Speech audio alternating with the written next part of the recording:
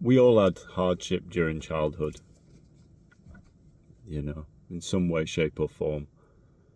And this sort of builds our victim mentality here, if that makes sense. But what we've come here to alchemize is to really, truly try and let go of that identity around that, so that we're free from it. And the whole reason that we go through experiences within our childhood is because we entered into these family units or dysfunctional social groups, so that we're able to see what's going on in society as well. Well, that's one way to perceive it, I guess. Raw these videos, I'll just leave that in. Stay down, boy. We're gonna keep moving forward. I don't know. Stay there. But the thing we come to realize is that we're all of it. We're all of it. We are our mum and dad, and they're not doing anything consciously. And I see that within my own family unit. They're just scared. Like the last interaction that I had with my dad, when I stated something, a boundary, if you will, and it triggered the family. It triggered a lot of them. And my dad, I went through to the kitchen to see if he was all right afterwards. It's like there's nothing but care, because I see their pain, I see the wounds, I see the repression, I see the constriction and the resistance to looking at this stuff, because it's scary. It's like we have to break down our identity structure in order to free ourselves from it, if that makes sense. So if anybody is living in a family where there is a lot of dysfunction, there is a lot of unhealed and unconscious patternings that are playing out, then this video is for you, because it will help you to gain some sort of perspective on it. If it's still that you are finding offense and taking offense and all of this, then it was beautiful, because my dad went through to the kitchen, and literally, I went through and said, "Dad, are you okay?" I said, "No, I'm not okay. I'm defensive." And I was like, "Yeah, that's okay. It's okay to be defensive." And then it was almost like he was wanting to say something else, but the truth was coming out. And then he turned around and said, "I want to be right." And I was like, "Yeah, beautiful. Thank you for your honesty." It's like, "Dad, I love you unconditionally." I should give a bit of back context to this as well. It's like, listen, my daughter was there, and they were saying good girl to her, and I said, can we just reframe good girl? Because when we say good girl, it creates this external validation, where then they're beholden to you for all of their worth, and it triggered them, because instead of going, "Yeah, I can see that," it brought up with them this feeling of inadequacy or inferiority or insecurity in some way. And that's prevalent a lot within my family unit, And when you start to heal, and you start to, I don't like the term heal, but when you start to become aware of your patternings and things, because people are still where they're at, they will want you to stay where you're at, if that makes sense. And that's all right. That's fine as it is, because they're not aware of what they're doing. So really, this video is about compassion. Whilst you also set boundaries, or not set boundaries, I don't even like setting boundaries, but like when you do speak your truth and you do it calmly, then it will only ever be met from a certain level of awareness that they're in. So don't take it offensively, It's not about you. And that's what I realised big time in this Christmas gone by. And it's really beautiful to see awareness being brought to these patterns, because then once we see it within our own family units, we then expand that out, and we start by effortless action making the world a more conscious place through just us being more conscious. It's not like we go out there and you force your agenda onto people. A lot of the time I find myself staying quiet because I know it will trigger people, or it will trigger in them that it will trigger them back to the time when they were first triggered at that age. And that's what I noticed within my family as well, is that when you speak, it will bring them back to when they first experienced that inferiority, or that seeming inferiority. They're not. They're perfect exactly as they are. It's just the thoughts and the conditioned thoughts, the ingrained behaviors that then play out.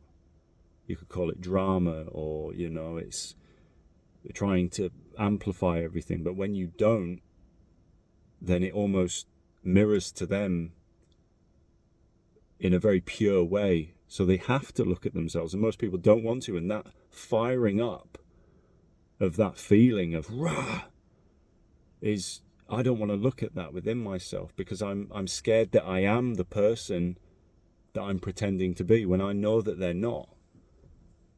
They're beautiful. The robin's back. And this is where unconditional love comes in. And don't get me wrong, I had to take a bit of time away from the family, but it was one repeating cycle. And I found that when this happened, I would bite my tongue and I wouldn't show myself that love. I wouldn't speak up. Or if I did, I would do it in an inflamed way. I would do it in a dramatic way as well. And it would butt heads. But when you're able to take accountability and go, yeah, sorry, that was me there, But where it isn't you notice you hold all the energy within you, because you're no longer reacting to the reaction. You're just responding to the reaction. And that starts to change effortlessly. But pick your battles is what I'd say as well. Pick your battles. I'm still breaking these patterns. I'm not stood here going like, oh yeah, it's easy. It's not, it's hard. But it does fall down to certain beings within the family to go first, and that is a very brave thing. So I honour you if you are going through that right now. It's beautiful. Robin's back again. Let's see if I can film it again. Just as I'm talking about family dynamics as well.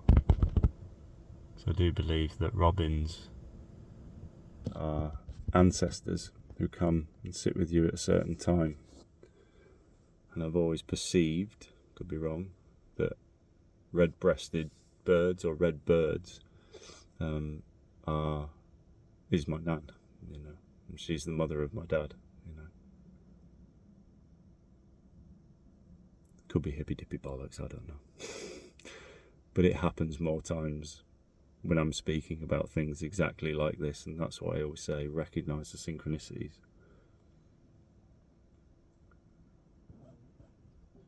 But this isn't happening to you. This is happening for you. And once you realise that we choose to come into these family units to break out of these patterns, it usually means that the strongest member goes first. But it's the opposite of how they will perceive you in the family. And also the family and their conditioning will like to tarnish you as the being who is the problem still, because that's how it's been a long time. There are certain archetypal dynamics playing out within family units, and that is of, the golden child, the scapegoat, the enabler. And that's beautifully exemplified within my family. My older sister is playing the golden child, can't do no wrong, always does as she's told. And then the scapegoat I'm playing the role of the scapegoat, and it is a role, you know. So I'm the one who all of the sins are put onto, and then we'll just kick you off a cliff and pretend you don't exist, you know. But I don't take offence to it, because it's a very honoured. I'm very honoured to come into this family to do that, you know. And then my younger sister is playing the enabler. Is scared of conflict, will not hear conflict, well, hates it, you know. And it will always be that they will perceive you where they're at. If they're still playing their role, they will still assign that label to you as it is, if that makes sense. You know, but it's all about acceptance at the end of the day. It's all about unconditionally accepting people as they are, because then you can go back in, and on your terms you can go back in and be there and not take offense to it, you know, because you can see the archetype. But if you've done enough awareness to be able to see and view it from the outside, then you can go in again, because it doesn't affect you anymore. It's not you that is the problem, in essence, you know.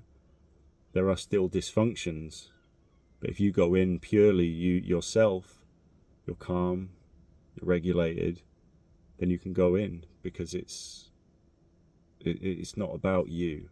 It's not about them. It's just about unconditionally loving and accepting people where they're at, knowing that we all play roles, you know. But it kind of all has to happen, I guess. You know? And ask yourself, would you rather be happy or justified?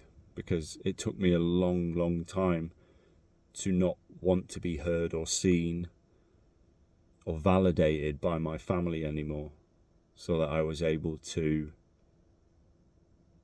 really step out of that dynamic, if that makes sense. And now I can share that with you, so that you can also feel that same energy, if that makes sense. But it takes a heck of a lot of emotional maturity to not require validation, or to be seen or understood by those around you that love you, that should love you, you know, unconditionally, you know. And there can be a process in that, I guess, a grieving process. So allow that to happen. But I've cried all the tears that I'm going to, you know, for my family now. And that's where it leads us to, is this freedom from that, so that we can stop playing the archetype of the child, you know, because that's kind of fundamental on this journey, is what I've seen, is when you stop playing the archetype of the child, then you really step into who you truly are. And you do it from a place of love and groundedness. You're not blaming or shaming anymore. You're not playing a victim in it. But in the process of that, it can feel quite heavy, you know. But know that it is a process. And you are loved endlessly.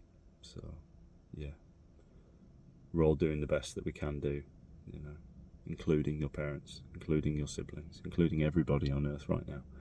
Everybody is exactly where they need to be.